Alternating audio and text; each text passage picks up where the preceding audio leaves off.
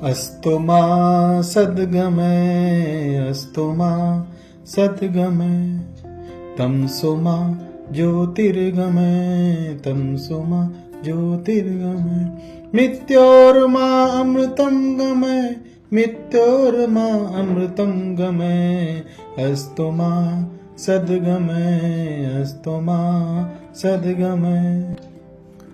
आपका तरन तारण में हार्दिक स्वागत एवं अभिनंदन है। अभी जो आपने प्रार्थना सुनी, ये प्रार्थना इतनी सरल और सरस है, जिसका अर्थ इतना आसान है जो सबको पता होगा। अस्तो मा सद्गमय तमसो मा ज्योतिर्गमय मृत्योर्मा अमृतम गमय। हे प्रभु, हमें असत्य से सत्य की ओर ले चलो। तमसो मा ज्योतिर्गमय, हमें अंधकार से प्रकाश की ओर ले चलो।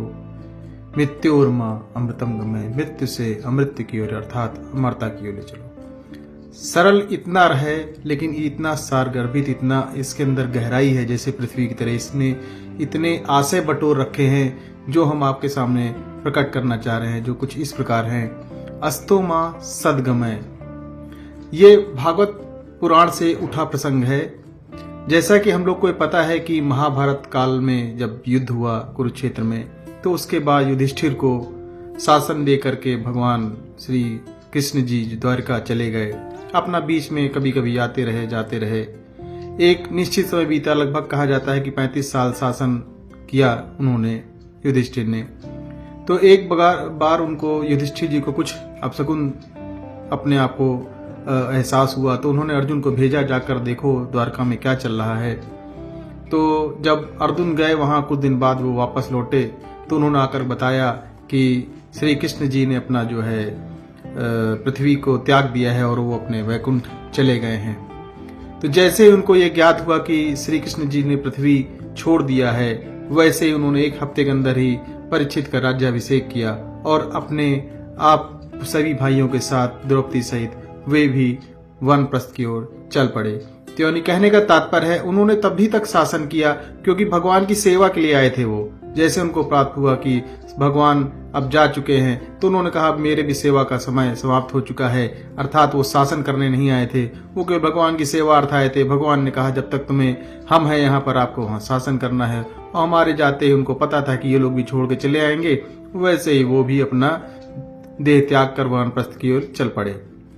तो इस प्रकार से अस्तो मा सद्गमय जो हमारा है, असत्य से सत्य की ओर, यानी हमारा जो अज्ञानता है उस पे सत्यता का प्रकाश था कि हम आए हैं तो भगवान की सेवार्थ आए हैं, और सेवा करके हमारा एक निश्चित समय बाद हमको अपने लोक में वापस जाना है। अब आते हैं दूसरी पंक्ति पे, तमसो मा ज्योतिर्गमय।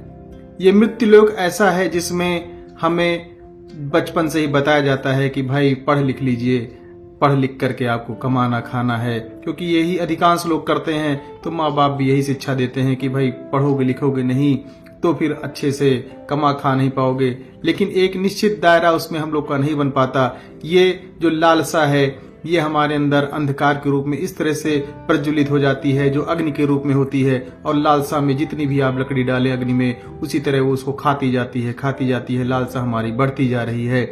मोह माया ने इतना हमको अंधकार में डाल रखा है कि हम जो है अपनी लालसा का अंत नहीं कर पाते हैं। तो तमस पर हमारा इतना अंधकार छाया रहता है। तो ये अंधकार जब तक अंदर, हमारे अंदर, जैसे 2 पक्षी कहा जाता है, वेद में कहे गए हैं कि हमारे अंदर अंतरात्म में 2 पक्षी हैं, एक भगवान के रूप में और एक हम। जो भगवान, उस एक पक्षी जो है खाता पीता रहता है, और भगवान उस दूसरे पक्षी को देखा करते हैं कि जब इसके अंदर इच्छा होगी, अपने देह के प्रति लालसा खत्म होगी, तभी वो मेरे पर जागृत होगा। हमें भगवान ने एज ए रोबोट नहीं लागू किया है कि तुम रोबोट की तरह काम करो। उनका जैसी तेरी इच्छा होगी तू कर। जिस दिन तेरे इच्छा जागृत होगी हमारी सेवा की, वो स्वयं तो जब जागृत होगी हम उसे और प्रज्वलित करेंगे, और तू हमारे मोह माया से दूर होता जाएगा, पृथ्वी की मोह माया से दूर होता जाएगा। मृत्योर्मा अमृतम गमय, मृत्यु से अमृत की ओर अर्थात अमरता की ओर हमें भगवान कैसे ले जाते हैं, ये अर्जुन को बताते हैं भगवत गीता के माध्यम से कि हे अर्जुन, ये आसक्ति जो है जब तक मन में भरी रहेगी तब तक मनुष्य इस पृथ्वी पर आता जाता रहेगा। उसकी इच्छाएं जब तक तृप्त नहीं होंगी तब तक उसकी जो भी इच्छा है उसको पूर्ण करने के लिए वो लालायित रहेगा। उसको मेरे प्रति कोई भी सेवा भाव उत्पन्न नहीं होगा और वो मृत्यु के चक्कर में यूं ही भटकता रहेगा, जन्म मरण के चक्कर में भटकता रहेगा।